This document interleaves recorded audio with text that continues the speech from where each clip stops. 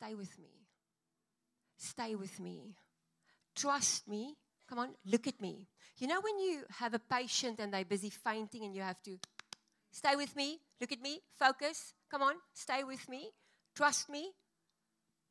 And I kept hearing these words, stay with me. And it was almost like I felt in my heart, you know, when you have to help someone over a small bridge that is acrophobic, that's scared of water, and they are scared of heights, and they don't like heights, and you have to tell them, look at me, take my hand, come, you know, trust me, I will get you over the little bridge. That was the kind of feeling that I had when I heard these words and kept hearing these words. And the Lord said to me, work with me, just stay with me. And as I was looking at the Holy Spirit, like looking up, I saw an arrow flying through the sky. And I saw that this arrow was a fiery arrow, like Psalm 91 says. And on this arrow, it said second guessing. And I saw how it started hitting one after the other believers. An arrow of second guessing. And I felt the Holy Spirit say to me, tell my children, do not entertain the arrow of second guessing. Raise up your shield to block it.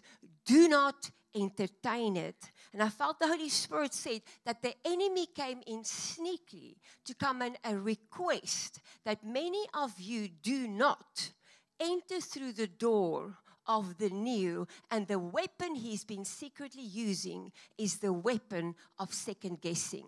You see, when we second guess, the enemy knows, he knows that it's a crucial time that many of us are trusting God for some promises. Many of us are trusting God. So what he wants to do is he wants to make sure that we do not advance into our new that we have. And if he can get it right to get into our heads.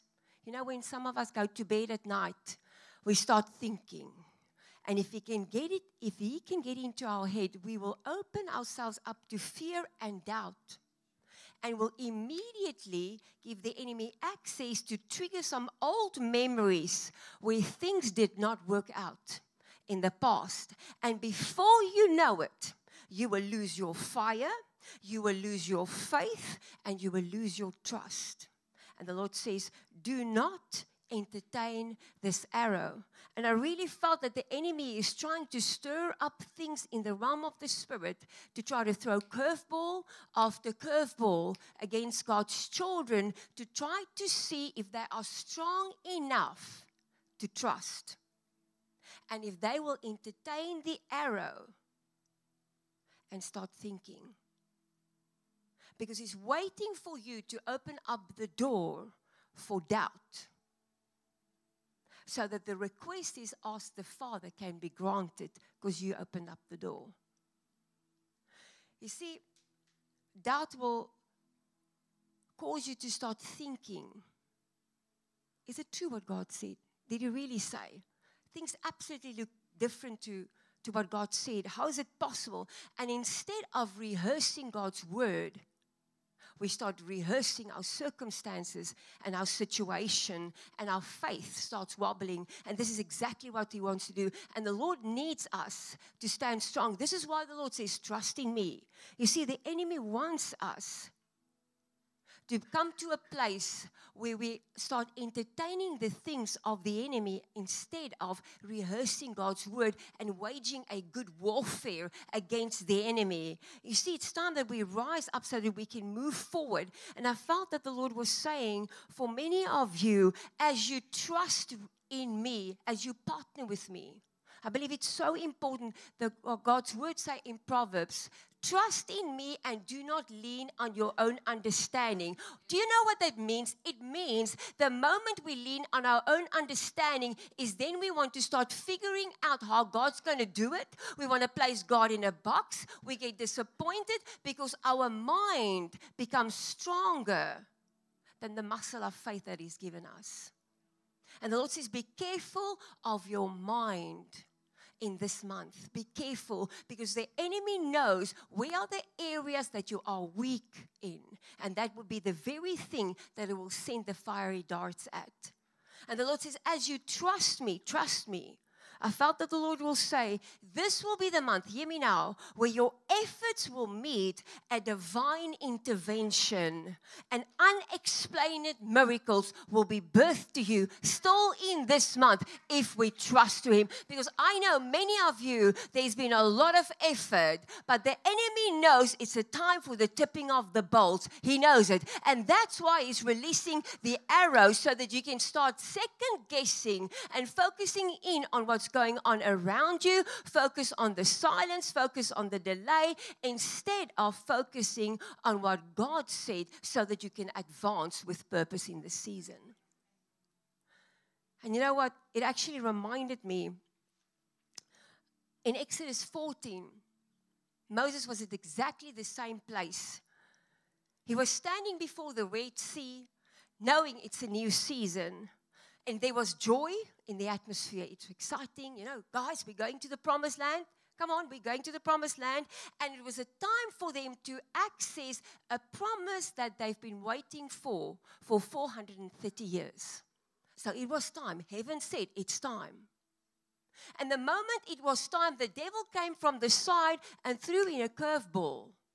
And the Hebrews heard the Egyptians on their horses, and suddenly there was panic, and suddenly there was doubt, and suddenly there was fear, and they were crying out, and Moses said, calm down, calm down. He said, the Lord will fight for you. All you need to do is hold your peace and remain in rest. Remain in rest. That's the very thing that the enemy is targeting. Our resting, our remaining in peace. There's such a war about our peace and our rest in the season. And Moses said to them, the Egyptians you see today, you will not see them tomorrow. And they were like, thank you, Jesus. You know, and I'm sure they all went to their tents and started cooking the manna. You know, organizing a braai with the quails. And when they were busy in their tents, guess what? An arrow of second guessing came and targeted Moses. It was swirling around him, and the next moment he was on the ground weeping, crying out, what are we going to do? Because he was facing the Red Sea and he just promised. But isn't he the one that was supposed to be the one that keeps everyone's faith up? So I assumed that his faith would be the strongest, and it wasn't. Because he was the one crying. Remember, it was a time for them to access the promises. And the second guessing was coming against the leader, was coming against the one that was supposed to give the pace, was supposed to take them into the promises. So the enemy knew if he can take out Moses, he can take out everyone. So he was coming at the leader with the swirling arrow, and Moses was on the floor. Instead of positioning himself the way he told his followers to position themselves, he was on the floor crying so much that the father had to say to him, come on, Moses, what are you doing on the ground? Get up. It's time to move. Get up. Do something. Trust me. Didn't you just say?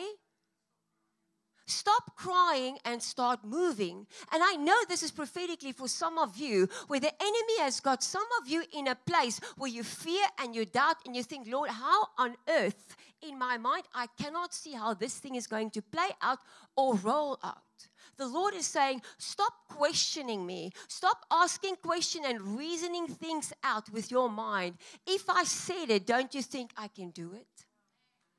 Stop second guessing.